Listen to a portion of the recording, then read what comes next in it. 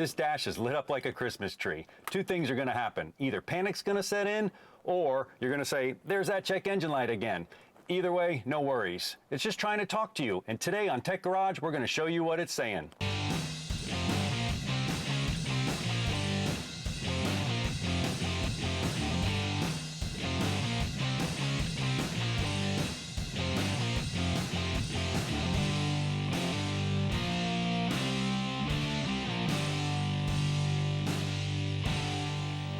Welcome to Tech Garage, presented by Advanced Auto Parts. I'm John, and I'm going to take the fear and despair out of that check engine light. And we also have a TPMS light, tire pressure monitor system, that's on this vehicle, and we'll take a look at that later. But let's start with Onboard Diagnostics 2. Now, Onboard Diagnostics 2, what is it? Well, it's a system that came about 1983 was Onboard Diagnostics 1, and then 1996 was Onboard Diagnostics 2. So if you have a 96 or newer, you're dealing with a system like this. Why? Emissions, gas, CAFE, everything that had to do with computers. Remember, carburetion's gone. We're talking about fuel injection. Couple things we need to look at. First of all, is a data link connector right here. This is called a DLC. This is a 16-pin connector. This is how you're going to talk to your car. That check engine light wants to talk to you. This will do it. You can use either a scan tool here with a little pocket scan tool or professional scan tool. Doesn't make any difference. It's going to communicate to the car. Couple things to keep in mind. There's inputs and outputs that are going on with this system. Inputs, well, think about your nose, sensors, eyes, ears. We have sensors like the engine coolant temperature sensor, intake air temperature sensor, map sensor, throttle position sensor, mass airflow sensor, are all reporting to this computer here. And as they report to that computer, the computer decides what's going on. He sends some outputs. Well, outputs, your hands, something physically going on. Idle air control motors, they move, control and idle. Injectors pulse fuel. But the deal is, they all work in concert with each other. The inputs talk to the computer determines the fuel delivery, and I can start it up here. And you can see what's going on. All the sensors are talking to the computer, and the computer's mixing that perfect fuel delivery. But what we need to do is take a closer look at those sensors, and we'll look at them next. Now let's take a look at some of these sensors more in depth. We got the inputs and the outputs. We'll start with a few inputs. The first one here is the oxygen sensor. And what does it do? Exactly what it just said, oxygen sensing. It's in the exhaust stream, and it senses the oxygen that goes through there. If there's a lot of oxygen, it's lean. If there's not much, it's rich. We'll move up here to the engine coolant temperature sensor. Now this engine coolant temperature sensor sits right in the coolant, and what it does is it senses the temperature of the coolant. It's a thermistor. What it does is by varying its resistance, it can actually tell the computer what temperature the actual coolant is. Then you move up to the intake air. It works the same principle as the coolant temperature sensor. The next one up here is a MAP sensor, manifold absolute pressure, and that's hooked up to a vacuum source. And what that does, think about it. If you have a lot of wide open throttle or you're going real fast, you're not going to have a lot of vacuum. This will tell the computer. Come over to this side here, we actually have a throttle position sensor, TPS. And what you do is sweep that back and forth. It's connected to the throttle, and that tells the computer where the driver wants the throttle. Now, you can have a cable-driven one, or you can actually have an electronic-driven throttle. If you have electronic-driven throttle, you're gonna have an accelerator pedal position. So when you push it, it'll tell the computer, and it'll actually move the throttle. That's a lot of inputs. There's some more outputs, but first, we have with us Philip Austin from Standard Motor Parts. Hello, John. Hey, thank you for coming. Listen, our viewers want to know a little bit more about these sensors. Have you run into any problems, or what can you share about all these sensors? Yes, the sensors play an instrumental role in managing the engine. However, the main culprit of failure within these systems to cause the check engine light is not just the sensor itself. It can be a power or a ground loss. So it's very important when you have a code related to a sensor to check powers and grounds first. That's absolutely true. So you mean if I scan it with a scan tool and I come up with a P123, it may not be the throttle position sensor, it could be the circuit? Absolutely. And what about this electronic throttle? That's pretty cool. We used to drive cars with the actual cable. Used to. Now it's electronic. You push the throttle, you have absolutely no control over that throttle whatsoever. The computer's doing it. Yes, indeed. Now here's the thing. You could get a P0123 and the circuitry is still within this electronically controlled throttle body. So what you would have to do is use a wiring diagram to figure out the circuit and test each wire going to the throttle body to ensure that you're getting the proper powers and grounds. Wow, yeah, there's a lot to it. Now the outputs, fuel injectors, idle air controls, same concept? Yes, pretty much. And keep in mind, relays play a very important role in powering up the computer and most of the actuators that the computer is controlling. So it's very important that you make sure that the computer is activating the relays for the circuits related to operating the engine and managing all the related systems. We'll be right back with more Tech Garage, presented by Advance Auto Parts.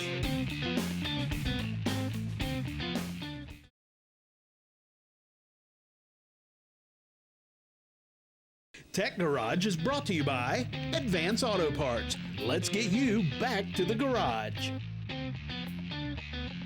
ARP, the world leader in fastener technology.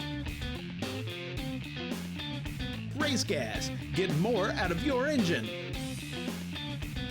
And by Standard Motor Products. When OE fails, trust SMP brands. Welcome back to Tech Garage, presented by Advance Auto Parts. Now, I just hooked up the wireless connector to the DLC, the 16-pin connector we looked earlier, that's up under the dash. And lo and behold, we have a code. We have a code here that's a P0301. Well, what does that mean? The first letter P stands for powertrain. If it was C, that would be chassis. If it was B, that would be something to do with the body control module. And U codes are network codes. The next number in there is 0. 0 means it's a generic code. If it was a 1, that would be a manufacturer-specific code. And then you have the 3, which is actually the system. That's an ignition system problem. And the 01 is the exact code. That's a cylinder, misfire 1. And below that, we have another one that has to do with the ignition system. But before we can diagnose it, the first thing we need to do is we need to take a look at ignition systems and the fundamentals of them and how they work. Well, the first thing a lot of us will remember is distributors. This is a distributor with actually points. You guys remember the points when we used to adjust the points and go through there?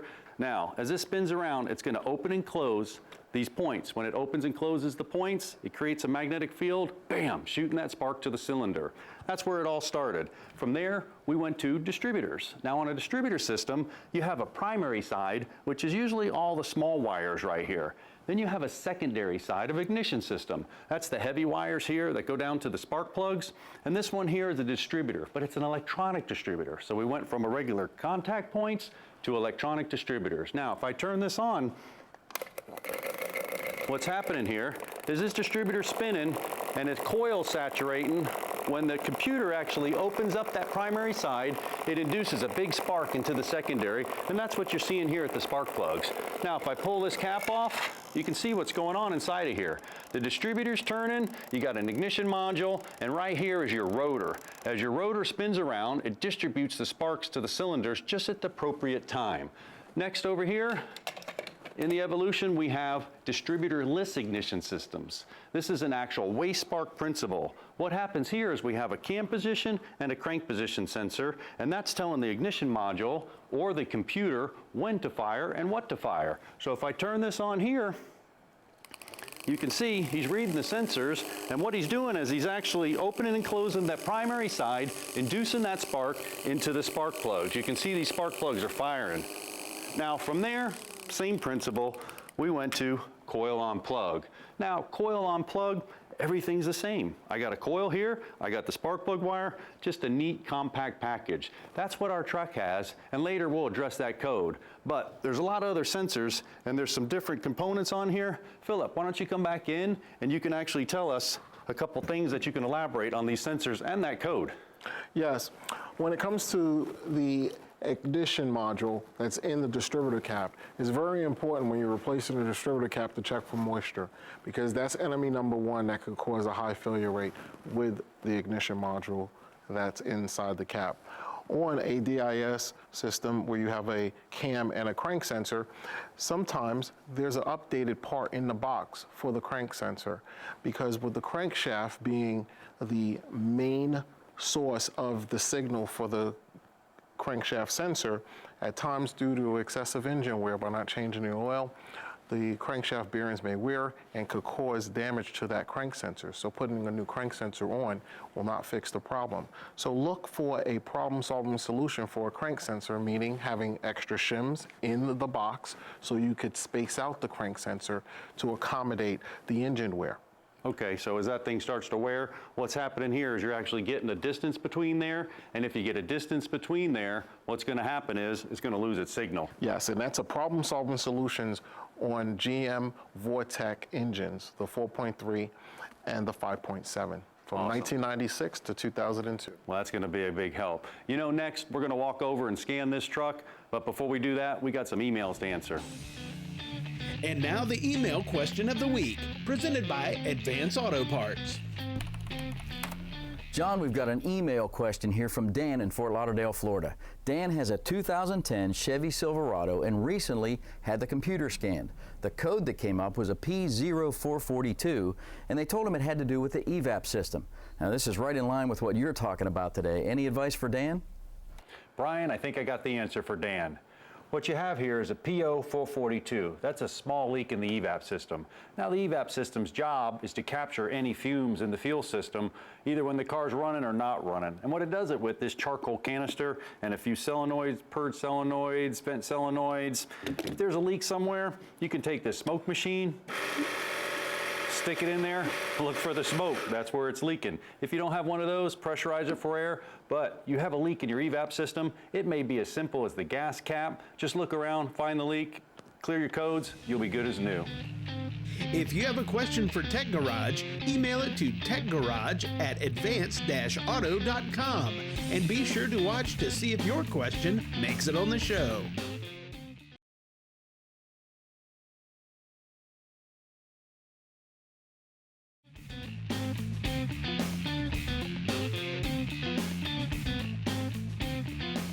Welcome back to Tech Garage. Now it's time to go up under the hood and find out what's going on with that misfire.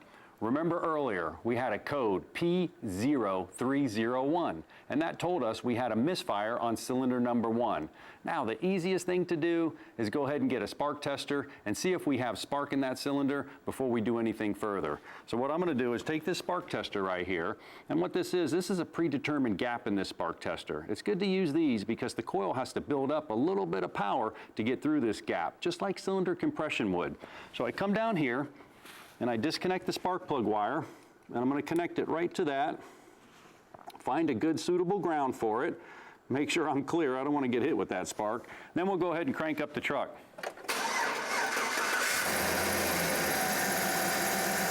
Great.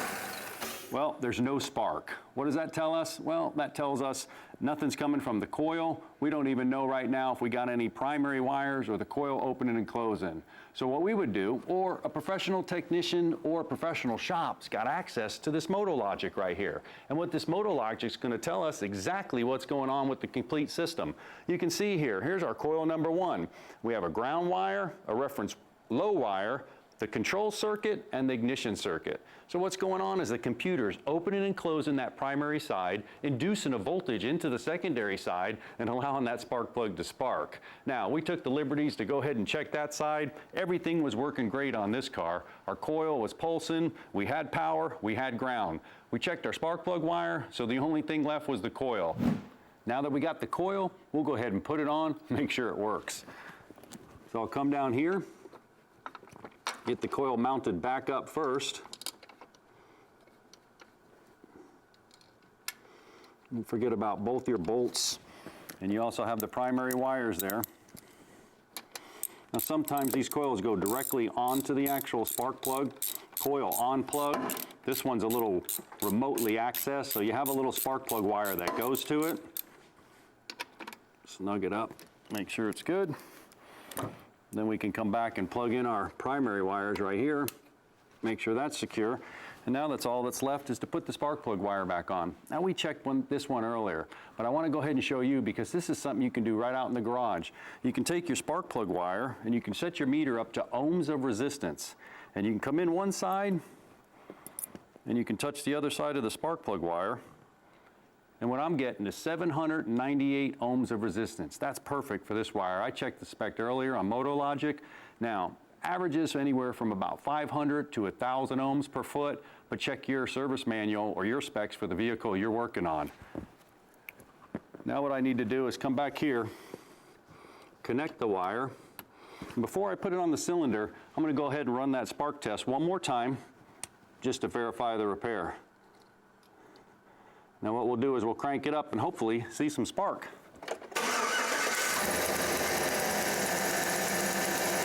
Great. We got a good spark, so we fixed this problem. All that's left now is we need to clear the codes, hook the spark plug wire up, and take a test drive and verify the repair. How does your vehicle's computer determine which engine cylinder is misfiring? A. Voltage drop across spark plug wires. B. Difference in crankshaft rotational speed. C. Throttle position sensor voltage readings. Or D. Variations in coolant temperature readings. The correct answer is B. Some vehicles watch the camshaft position and crankshaft position sensor for crankshaft speed variation to determine which cylinder is misfiring.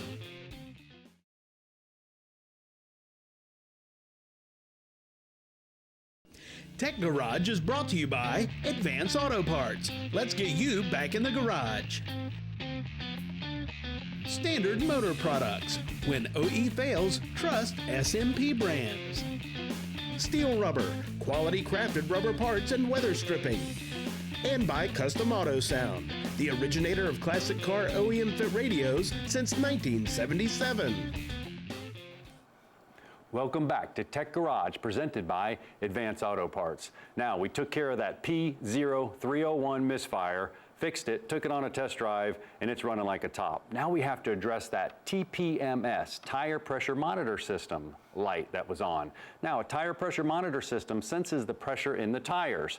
Now, it can do it one or two ways. It can do it indirectly by using either the ABS unit or the tire pressure monitors, computers, and it actually looks at the tire and the rotational speed. What happens is the air starts to decrease, the rotational speed of the tire is going to decrease, and the computer is going to recognize that. But most vehicles 2007 up are going to have tire pressure monitors. This one here is an actual direct system, and that's what our truck had. And what happened with our truck is when we turned the dash light on, it was solid. So that told us it's going on something down in the tire.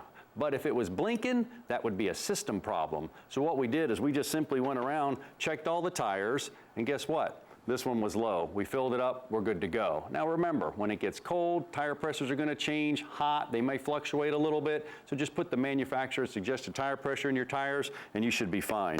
Now on this direct sensor, this is a radio frequency. What this does is actually sends a frequency to the tire pressure monitor and it knows the pressure of the tire. You can have it mounted here in the valve stem. This is an actual tire right here in the valve stem. The tire would ride right here. Or you can have a band type. Now the band type is going to be strapped around the whole entire rim and then the sensor will be on the band. So if you or a tire shop's messing with any of these, you need to be aware that that's right there and be careful about it. Well, what I'm going to do is I'm going to go ahead and just pull this out because I got some special tools here from Bartech that actually will help. This is going to take off the nut on the Schrader valve right here. And if I pull this out, I can push the sensor out. There's a little grommet right here to seal it. That grommet's going to seal that up. Now, also in here, there's a Schrader valve. Make sure you keep the Schrader valve to the tire you're dealing with because the Schrader valve is a special Schrader valve for that tire pressure monitor. You can see it right here. I'll go ahead and pull it out for you. All right, and there's the Schrader valve right there. Make sure that stays intact with the tire pressure monitor you're working on. Putting these in, another tricky situation. You don't want to apply a lot of pressure to this because you could damage the sensor. So what I'm going to do is I'm going to put it back in here. Just keep that in the mind, whether you're doing it at the house, because what we have from Bartech is a kit here. And what this does, it actually spins. And when it spins, you'll hear it break free. As soon as that breaks free, no more torque can be applied. That's keeping our sensor safe. Now, a couple other tricks. If you ever rotate your tires or a shop rotates your tires, what you're going to find is he may be in the wrong position. You have a digital dash. It's telling you the right front's low when it's really the left. So what we need to show you is the relearn procedure.